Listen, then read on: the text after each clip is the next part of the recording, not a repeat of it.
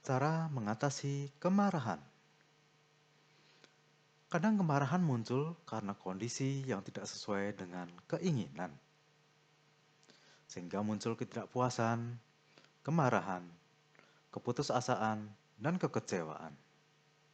Nah, bagaimanakah mengatasi marah itu? Ada 5 tips dalam mengatasi kemarahan. Yang pertama, kita bisa mengembangkan cinta kasih pada orang yang menjahati kita sekalipun. Dengan begitu, kebencian akan sirna. Yang kedua, kita bisa memikirkan kasih sayang. Mungkin saja orang yang menjahati kita karena keadaan yang serba sulit. Dan mungkin saja dia juga sedang kesal. Nah, yang ketiga, kita bisa mengembangkan ketenangan batin dan kesadaran. Kita bisa tetap tenang, sabar, dan menyadari bahwa kita sedang muncul kebencian. Sehingga kita bisa segera menyadarinya dan melupakannya. Yang keempat, kita bisa saja mengabaikan kebencian tersebut, orang, atau keadaan tersebut.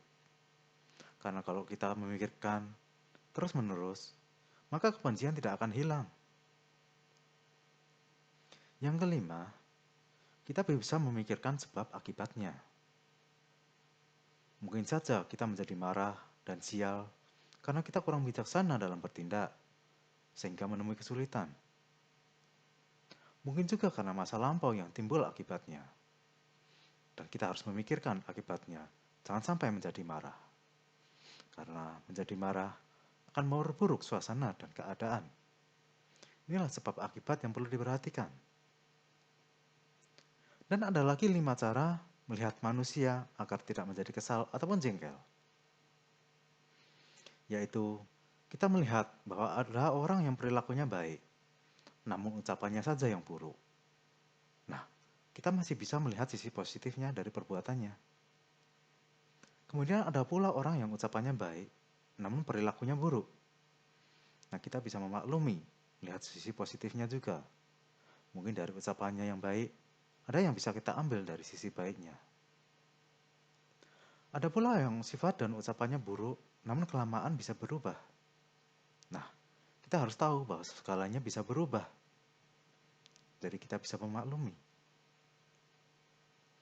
Ada pula orang yang sifatnya memang buruk, ucapannya juga buruk, dan berubah pun juga sulit. Nah, ini kita harus memaklumi apa adanya. Dan yang terakhir, ada yang sifatnya dan ucapannya baik, namun hanya melakukan kekeliruan sedikit saja. Maka kita akan lebih mudah dalam memaafkannya.